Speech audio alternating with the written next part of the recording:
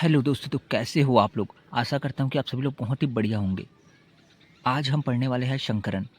Guys, यह 11th chemistry की बहुत ही इंपॉर्टेंट टॉपिक है। इसे अच्छे से आप पढ़िएगा। तो चलिए वीडियो को स्टार्ट करते हैं।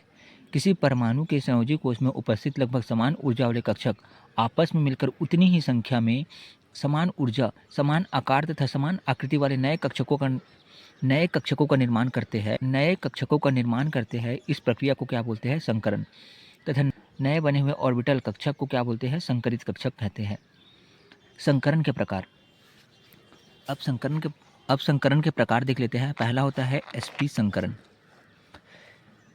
sp संकरण, इसमें किसी अणु के केंद्रीय परमाणु के संयोजी कोश के s कक्षक और एक p कक्षक भाग लेते हैं। क्या होता है? एक s कक्षक भाग लेता है और एक p कक्षक भाग लेता है, जिससे दो संकरित ऑर्बिटल का निर्माण होता है।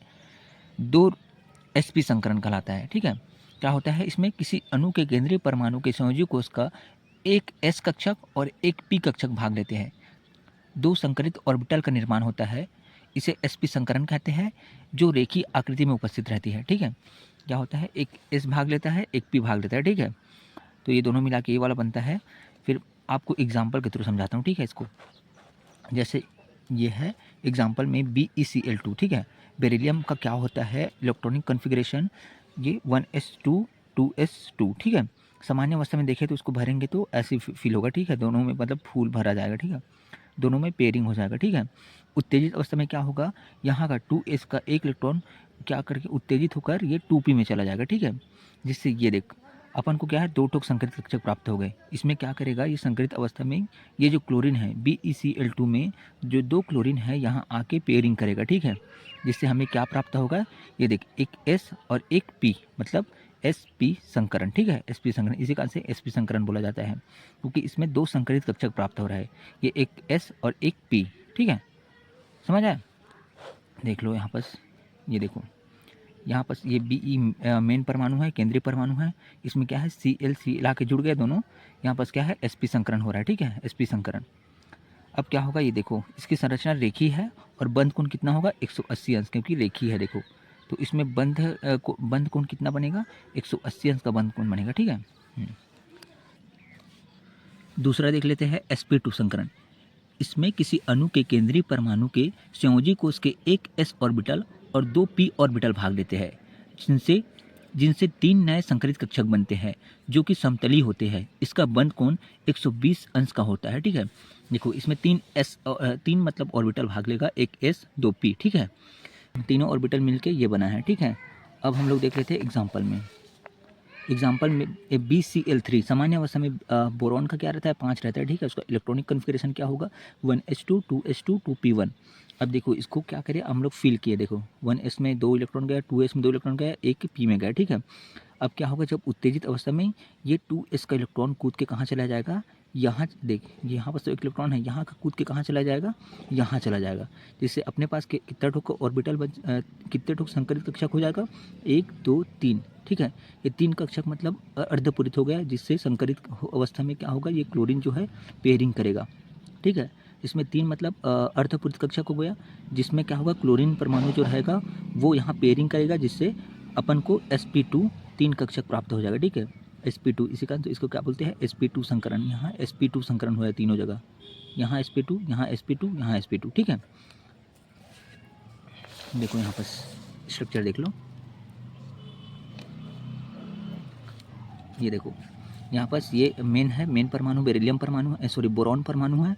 इसमें क्या है? ये क्लोरीन क्लोरीन क्लोरीन तीनों आके यहाँ जुड़ गया। यहाँ sp2 संकरण हो रहा है, यहाँ sp2 संकरण हो रहा है, यहाँ sp2 संकरण हो रहा है। ठीक है। देखो यहाँ पास इसका बॉन्ड एंगल कितना होगा? 120 का होगा। ठीक है। 120 डिग्री हो रहा है यहाँ पर बॉन्ड एंगल। ठीक है। देखो बंध कोण क्या होगा? 120 अंश। संरचना क्या है? समतली त्रिकोणी होगा। देखो इसका संरचना का वो समतली त्रिकोणी, देख समतल में है, ये समतल में है और त्रिकोणी है ये देख। ठीक है। अब देख लेते हैं sp3 संकरण। किसी केंद्रीय परमाणु के संयोजी कोश में एक s ऑर्बिटल और 3 p कक्षक मिलकर 4 नए संकरित कक्षक का निर्माण करते हैं। इसे क्या बोलते हैं? sp3 संकरण। इसकी आकृति क्या हो? चतुष्फल की होती है। यहाँ पर देखो, यहाँ पर एक s, ये 3 p कक्षक भाग ले रहा है। ठीक है। ये देखो यहाँ पर ये बना रहा है तीनों मिलके। अब देखो एग्जाम्पल में देख लो, एग्जाम्पल हम लोग देखते हैं CH4 में, ठीक है। CH4 सामान्य अवस्था में इसका कार्बन का इलेक्ट्रॉनिक कॉन्फ़िगरेशन क्या होगा, 1s2 2s2 2p2, ठीक है।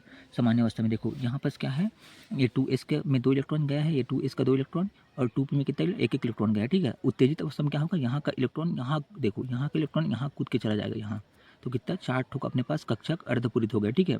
अब इसी अर्धपूरित कक्षक को क्या बोलेंगे, ये संकरित कक्षक है, जिसमें क्या होगा, संकरण करेगा। इसमें क्या होगा, हाइड्रोजन परमाणु CH4 में देख 4 ठोक हाइड्रोजन परमाणु आएगा यहाँ और पेयरिंग करेगा, ठीक है। तो अपने पास कितना संकरित कक्षक प्राप्त हो गया, 4 ठोक, देखो sp3 sp3 sp3 sp3, 4 sp3 संकरित कक्षक प्राप्त हो गया। इस प्रक्रिया को क्या बोलते हैं, sp3 संकरण, ठीक है। देखो यहाँ पर, ये देखो यहाँ पर हाइड्रोजन आके जुड़ा है, ये हाइड्रोजन तीनों चारों हाइड्रोजन, ये देखो इस यहाँ पर sp3 हो रहा है, यहाँ भी sp3, यहाँ sp3 मतलब 4 ठोक संकरित sp3 संकरित कक्षक प्राप्त हो रहा है, ठीक है अपन को। और यहाँ पर देखो, यहाँ पर ये क्लोरीन है, ये 4 जगह मतलब यहाँ हाइड्रोजन जुड़ेगा। इसका आकृति हमको क्या प्राप्त हो रहा है, आकृति प्राप्त हो रहा है अपन को चतुष्फलक फल की। देखो ये सामने वाला भाग है, ये एक फलक हो गया, ये दूसरा फलक, और पीछे वाला भाग ये तीसरा फलक है, और ये अंदर का चौथा फलक, ठीक है। तो इसकी आकृति क्या है, चतुष्फल की प्राप्त होता है। आशा करता हूँ कि आप लोग को समझ आ गया होगा। क्लास 11 में sp3 संकरण तक ही पढ़ते हैं गाइस। अब क्लास 12 में जाओगे तो sp3d sp3d2 sp3d3 संकरण भी पढ़ोगे, ठीक है। तो 11th के लिए इतना काफ़ी है, और ऐसे ही केमिस्ट्री के टॉपिक के लिए हमारे चैनल को फॉलो और सब्सक्राइब कर लीजिए। मिलते हैं अगली वीडियो में, तब तक के लिए bye bye, have a nice day.